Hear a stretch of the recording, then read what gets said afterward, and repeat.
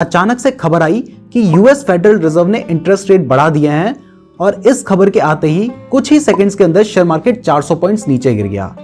तो ऐसे में अगर आपने कोई भी रिस्क मैनेजमेंट नहीं किया होगा तो आपने जो पूरे महीने मेहनत करके 50,000 कमाए थे ना, वो एक झटके में गायब हो जाएंगे और आप लॉस में आ जाएंगे। जबकि अगर आपने रिस्क मैनेजमेंट कर रखा होगा तो आपको थोड़ा बहुत ही लॉस होगा जिसको आप नेक्स्ट ट्रेड में रिकवर कर सकते हैं। इवन मार्क डगलस, जो कि ट्रेडिंग इन द जोन और द डिसिप्लिन ट्रेडर बुक के ऑथर हैं, उनके according successful trading is 80% money management and only 20% strategy.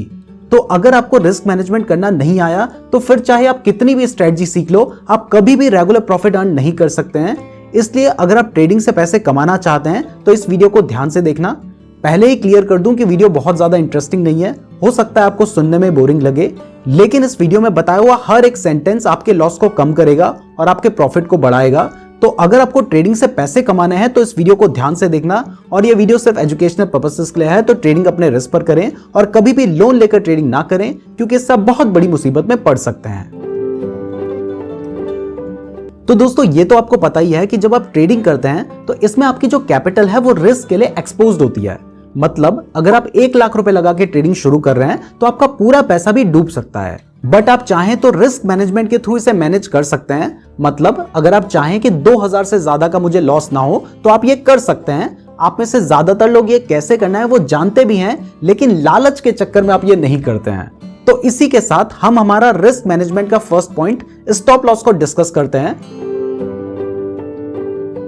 तो दोस्तों, आई नो आप में से ज्यादातर लोग स्टॉप लॉस के बारे में जानते हैं, बट फिर भी आप में से ज्यादातर नए ट्रेडर्स स्टॉप लॉस का यूज इसलिए नहीं करते हैं क्योंकि उन्हें लगता है कि अगर मैंने स्टॉप लॉस लगाया और शेयर की प्राइस मेरे स्टॉप लॉस के पास आने के बाद वापस बढ़ गई तो मेरा तो लॉस हो जाएगा, इससे अच्छा स्टॉप लॉस लगाता ही नहीं हूं। बट अगर आप ऐसा करेंगे तो इससे क्या होगा वो एक एग्जाम्पल से समझते हैं।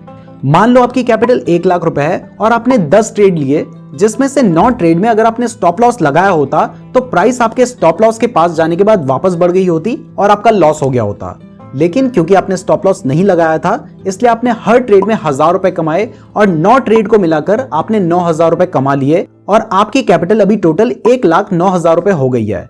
बट जैसे ही आपने 10th ट्रेड लिया, उसके बाद न्यूज आ गई कि आरबीआई ने रेपो रेट बढ़ा दिया है और इसकी वजह से मार्केट कुछ ही सेकंड्स में 400 पॉइंट गिर गया। तो ऐसे में आपने 9 ट्रेड में जो कमाया था ना, वो तो जाएगा ही, साथ में आपका अपना पैसा भी चला जाएगा।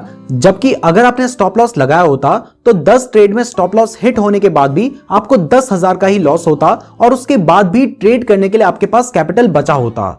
तो जिस भी ट्रेड में आप स्टॉप लॉस नहीं लगाते हैं, उस समय सोचो कि अगर किसी न्यूज की वजह से मार्केट अचानक से गिर गया तो आपका पूरा पैसा डूब जाएगा। जबकि अगर आप स्टॉप लॉस लगाएंगे तो उस स्टॉप लॉस की वजह से भले ही आपको 3 या 4 बार एक्स्ट्रा लॉस होगा, लेकिन लॉन्ग टर्म में स्टॉप लॉस ही आपकी कैपिटल को बचाएगा और लॉन्ग टर्म तक टिकने के लिए आपको स्टॉप लॉस लगाना ही पड़ेगा। अब अगर आपको पता ही नहीं है कि स्टॉप लॉस क्या होता है तो भाई इसका मतलब है कि आप ट्रेडिंग में बहुत नए हो। तो इतनी जल्दी ट्रेडिंग में मत घुसो, पहले सीख लो, उसके बाद ट्रेडिंग करना। तो दोस्तों, आपको ये तो समझ आ गया है कि आप स्टॉप लॉस का यूज करके अपने रिस्क को कम कर सकते हैं, लेकिन कितना रिस्क लेना है वो भी तो आपको समझना होगा ना। तो यहां पर काम आएगा रिस्क मैनेजमेंट का सेकंड पॉइंट, जो कि है रिस्क पर ट्रेड। अब मान लो आपने 1 लाख रुपए से ट्रेडिंग शुरू की और पहले ही ट्रेड में 50% का रिस्क ले लिया और आपका स्टॉप लॉस हिट हो गया।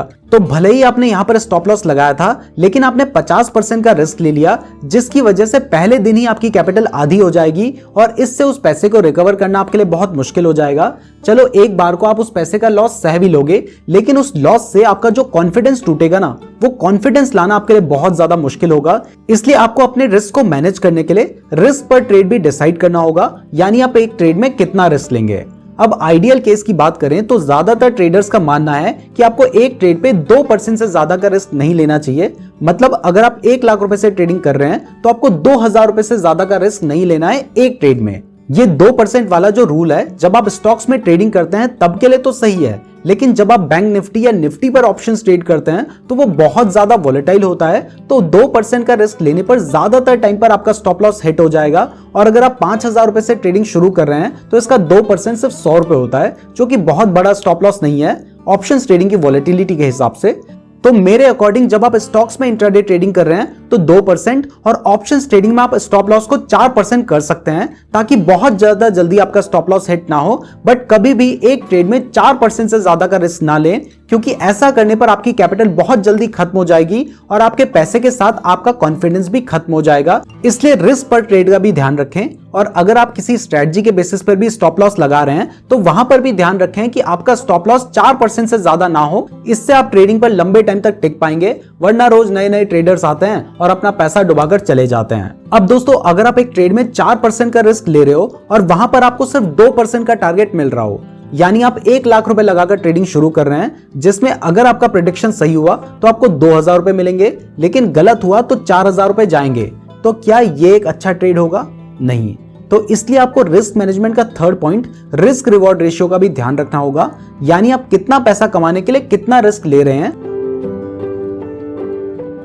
अगर आप एक ट्रेड में 2000 रुपए कमाने के लिए 2000 से ज्यादा का रिस्क ले रहे हो तो वो ट्रेड आपके लिए अच्छा नहीं है। आपको कोशिश करनी चाहिए कि आपका रिस्क कम से कम हो और आपका जो टारगेट है वो ज्यादा से ज्यादा आप अचीव कर पाएं। प्रोफेशनल ट्रेडर्स ये मानते हैं कि अगर किसी ट्रेड में 1:2 का रिस्क रिवॉर्ड रेशियो ना मिल रहा हो तो आपको वो ट्रेड नहीं लेना चाहिए। यानी अगर आप 1000 रुपए का रिस्क ले रहे हैं तो आपको कम से कम 2000 रुपए तो कमाने ही चाहिए, वही ट्रेड अच्छा होगा। बट अगर आपको 1:2 का रिस्क रिवॉर्ड रेशियो ना मिल रहा हो तो कम से कम 1:1 का रिस्क रिवॉर्ड रेशियो तो आपको मिलना ही चाहिए। मतलब अगर आप 1000 रुपए का रिस्क ले रहे हो तो अगर आपका प्रेडिक्शन सही हुआ तो आप कम से कम 1000 रुपए तो कमाएंगे। उससे कम कमाने के लिए अगर आप ज्यादा पैसे का रिस्क ले रहे हो तो ये नादानी आपको लॉन्ग टर्म पर भारी पड़ जाएगी, इसलिए इस बात का भी ध्यान रखें। अब दोस्तों, फोर्थ रूल समझाने के लिए मैं आपको एक एग्जांपल देता हूं। मान लो आपने 50,000 रुपए से ट्रेडिंग स्टार्ट की और धीरे धीरे ऊपर सभी बताए हुए रूल्स को फॉलो करके आपने अपने पैसे को 10 लाख रुपए बना दिया और आज आप 10 लाख रुपए से ट्रेड कर रहे हो। आपने ट्रेड लिया और आपके ट्रेड लेने के कुछ देर बाद ही आप 3% के लॉस में चल रहे हैं। तो 10 लाख का 3% होता है 30,000 रुपए, यानी आपको आपकी पोजीशन में 30,000 रुपए का रिस्क नजर आ रहा होगा। अब जिस इंसान के लिए 10 लाख रुपए बहुत बड़ा अमाउंट है ना, उसके लिए 30,000 रुपए भी कम नहीं होता है। अब ऐसे में होगा ये कि जब आपको अपनी पोजीशन में 30,000 रुपए का लॉस नजर आ रहा होगा ना, तब आपके मन में ख्याल आएगा कि यार 30,000 तो कुछ लोगों की महीने की सैलरी होती है, यार 30,000 में तो ये वाला फोन आ जाता, 30,000 में तो मैं ये कुछ कर लेता, ये कुछ खरीद लेता, और ऐसी बहुत सारी बातें आपके माइंड में आएंगी और इस वजह से आप अपने इमोशंस पर कंट्रोल नहीं कर पाएंगे और आप गलत डिसीजन ले लेंगे। भले ही अभी आपको ये फील ना हो रहा हो, लेकिन जब आप एक्चुअल में किसी ऐसे ट्रेड में होंगे तब ज्यादातर ट्रेडर्स के साथ ऐसा ही होता है और वो सोच समझकर डिसीजन नहीं ले पाते हैं, जिसकी वजह से उनका लॉस और बढ़ जाता है। तो हमारा रिस्क मैनेजमेंट का जो फोर्थ रूल है वो ये है कि आपको अपनी पोजीशन का साइज उतना ही रखना है जितना आप संभाल पाओ, यानी आपको एकदम से अपनी पोजीशन का साइज नहीं बढ़ाना है।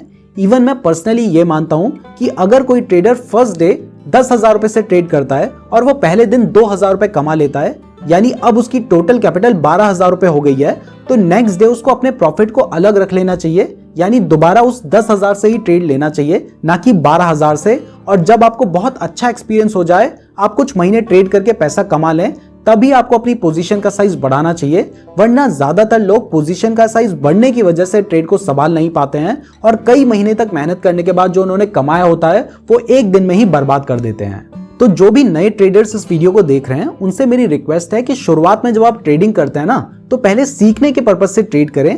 सीखते हुए आपकी जो भी अर्निंग या लॉस होगा वो एक्सपीरियंस आपको लॉन्ग टाइम में पैसा बनाकर देगा, और ट्रेडिंग में आने का फायदा तभी है जब आप रेगुलर पैसा कमा पाएं। अगर आप सिर्फ 2 या 4 दिन कमाकर जाने की सोच रहे हो तो आप कमाकर नहीं डुबा कर जाओगे। वैसे अगर आप ट्रेडिंग के लिए बेस्ट डीमैट अकाउंट खुलवाना चाहते हैं तो इस वीडियो के डिस्क्रिप्शन में आपको एंजल वन का लिंक दिया है, वहां से आप अपना बिल्कुल फ्री डीमैट अकाउंट खुलवा सकते हैं। और अगर आप ज़ीरोधा में अकाउंट खुलवाना चाहते हैं तो मैंने उसका लिंक भी डिस्क्रिप्शन पे दिया है, तो डिस्क्रिप्शन जरूर चेक कर लीजिएगा।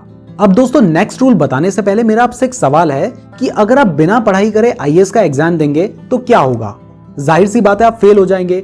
अगर आप बिना स्विमिंग सीखे सीधा समुद्र में कूद जाएंगे तो क्या होगा? जाहिर सी बात है, आप डूब जाएंगे। तो इसी तरह से अगर आप बिना ट्रेडिंग सीखे डायरेक्टली ट्रेड करेंगे तो आप लॉस ही खाएंगे ना। इसलिए रिस्क मैनेजमेंट का फिफ्थ तरीका है स्ट्रेटजी के साथ ट्रेड करना।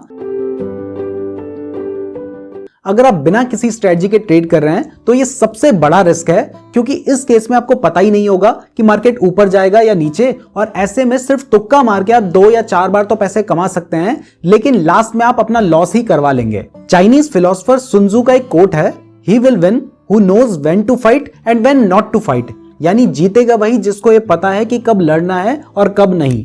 उसी तरह से ट्रेडिंग से पैसा वही कमाएगा जिसको पता है कि कब ट्रेड करना है और कब नहीं, और ये सब आपको कोई ना कोई स्ट्रेटजी फॉलो करके ही पता चलेगा। अब इसका मतलब ये बिल्कुल भी नहीं है कि जब आप सारी स्ट्रेटजी, सारे कैंडल स्टिक पैटर्न, सारे चार्ट पैटर्न सीख जाएंगे तभी आप पैसा कमा पाएंगे। अगर आप 3 या 4 ऐसी स्ट्रेटजी भी सीख लेते हैं जो कि अच्छे से काम करती है तो आप उससे भी पैसा कमा सकते हैं। बट उसके लिए जो रूल्स मैंने आपको इस वीडियो में बताए हैं ना, उनको आपको फॉलो करना ही होगा। अगर आप उन रूल्स को फॉलो नहीं करोगे तो फिर कितनी भी स्ट्रेटजी सीख लो, कभी भी पैसा नहीं कमा पाओगे। तो अगर आपको अपने रिस्क को कम करना है तो हमेशा किसी ना किसी स्ट्रेटजी के बेसिस पे ही ट्रेड लें। वैसे हमने ट्रेडिंग स्ट्रेटजी के ऊपर बहुत सारी वीडियो बना रखी है, तो स्ट्रेटजी आप हमारी ये वाली प्लेलिस्ट देखकर सीख सकते हैं, लिंक डिस्क्रिप्शन में दिया गया है। अब दोस्तों आपको ये तो समझ आ गया है कि आपको स्ट्रेटजी के बेसिस पे ही ट्रेड लेना है, लेकिन कोई भी ऐसी स्ट्रेटजी नहीं है जो हर बार काम करे, क्योंकि स्टॉक मार्केट को बहुत सारे फैक्टर्स अफेक्ट करते हैं, जैसे global market, government policies etcetera, और हम भी इंसान हैं, हमसे भी गलतियां हो जाती हैं। बट अगर आप किसी गलती को एक बार करते हैं तो वो एक लेसन होता है, बट अगर आप बार बार उस गलती को करते हैं तो वो बेवकूफी होती है, और ट्रेडिंग में बेवकूफी करना आपके बैंक अकाउंट को खाली कर सकता है। तो अगर आप चाहते हैं कि आप एक ही गलती को बार बार रिपीट ना करें तो इसके लिए आपको नोट्स बनाने होंगे। मतलब अगर आपने ट्रेड लिया और उस ट्रेड में आपको प्रॉफिट हुआ तो आपको अपने नोट्स में लिखना है कि आपने ऐसा क्या किया था जिसकी वजह से आपको प्रॉफिट हुआ, और वहीं अगर आपको किसी ट्रेड में लॉस हुआ तो उसमें भी आपको लिखना है कि आपने क्या गलती की थी जिसकी वजह से आपको लॉस हुआ। क्योंकि जब तक आप नोट्स नहीं बनाएंगे तब तक आपको पता ही नहीं चलेगा कि आप क्या गलती कर रहे हैं, और जब तक आपको अपनी गलती पता ही नहीं होगी तब तक आप उस गलती को रिपीट करते रहेंगे जिससे लॉस होगा। तो रिस्क को कम करने के लिए आपको नोट्स बनाने होंगे। अब दोस्तों 7वां तरीका है रिस्क मैनेजमेंट का, हेजिंग करना। ये काफी टेक्निकल तरीका है और जो लोग ठीक ठाक कैपिटल के साथ ट्रेड करते हैं वही इस तरीके का यूज अच्छे से कर पाते हैं। अब पहला सवाल आपके माइंड में आ रहा होगा कि ये हेजिंग होती क्या है। तो हेजिंग को अगर मैं सिंपल तरीके से समझाऊं तो जैसे आप कार इंश्योरेंस लेते हैं ताकि अगर आपकी कार का एक्सीडेंट हो जाए तो आपको ज्यादा बड़ा लॉस ना हो, तो इंश्योरेंस लेने के लिए आप प्रीमियम देते हैं। अगर कार का एक्सीडेंट हुआ तो आपको ज्यादा बड़ा लॉस नहीं होगा, लेकिन अगर एक्सीडेंट नहीं हुआ तो आपने जो पैसा इंश्योरेंस को दिया था वो वेस्ट हो जाएगा। अब ट्रेडिंग का तो कोई इंश्योरेंस नहीं होता है, इसलिए हेजिंग के थ्रू आप खुद अपने ट्रेड का इंश्योरेंस कर सकते हैं। हेजिंग करने के बहुत सारे तरीके हैं जो कि मैं आगे आने वाली वीडियोस में आपको बताऊंगा। अभी इसका एक एग्जांपल आपको दूं तो अगर आप बैंक निफ्टी में बुलिश व्यू रखते हैं तो आप कॉल बाय करते हैं, बट अपने रिस्क को कम करने के लिए आप 2 कॉल ऑप्शन के साथ एक पुट ऑप्शन बाय कर सकते हैं। एग्जाम्पल के लिए मान लो आपने 2 कॉल ऑप्शन 10,000 रुपए में बाय किए और एक पुट ऑप्शन 5,000 रुपए में बाय किया। तो अगर आपका प्रेडिक्शन गलत निकला और बैंक निफ्टी गिर गया तो कॉल की प्राइस तो गिर जाएगी। मान लो आपको कॉल में 6,000 रुपए का लॉस हो गया, बट पुट की प्राइस बढ़ जाएगी। मान लो पुट आपका डबल हो गया, तो एक जगह पर आपको 6,000 का लॉस होगा पर दूसरी जगह पे आपको 5,000 का प्रॉफिट होगा, तो ओवरऑल लॉस आपको 1,000 का ही होगा। और अगर आपका प्रेडिक्शन सही निकला तो 2 कॉल की प्राइस बढ़ जाएगी, मान लो डबल हो गई तो आपके 10,000 के 20,000 हो जाएंगे। लेकिन जो पुट आपने बाय किया था उसकी प्राइस घट जाएगी, मान लो पुट में आपको 3,000 का लॉस हो गया, तो जहां आपको 10,000 का प्रॉफिट होना था वहां आपको 7,000 का ही प्रॉफिट होगा, लेकिन इससे आपका रिस्क काफी कम हो जाएगा। बट ऑप्शंस में अगर मार्केट बहुत देर तक साइडवेज रहा तो थोड़ा ज्यादा लॉस भी हो सकता है, तो इसे अच्छे से सीखने के बाद ही अप्लाई करना। और इसके अलावा भी बहुत सारे तरीके से आप हेजिंग के थ्रू अपने रिस्क को कम कर सकते हैं। तो दोस्तों ये थे कुछ तरीके जिनसे आप रिस्क मैनेजमेंट कर सकते हैं, और लॉन्ग टर्म तक ट्रेडिंग से पैसे कमाने के लिए आपको रिस्क मैनेजमेंट करना बहुत ज्यादा जरूरी है। मैं उम्मीद करता हूं आपको वीडियो पसंद आई होगी। वीडियो पसंद आई है तो लाइक जरूर कीजिएगा। इसके अलावा एंजल वन में फ्री डीमैट अकाउंट ओपन करने का लिंक, हमारे फ्री टेलीग्राम चैनल का लिंक और अदर सोशल मीडिया अकाउंट का लिंक भी डिस्क्रिप्शन में दिया गया है। इस तरह की वीडियोस देखने के लिए हमारे चैनल को जरूर सब्सक्राइब कर दीजिएगा, और अगर आपने यहां तक वीडियो देखी है तो आप हमारे लिए बहुत ज्यादा स्पेशल हैं, कमेंट करके जरूर बताइएगा। धन्यवाद।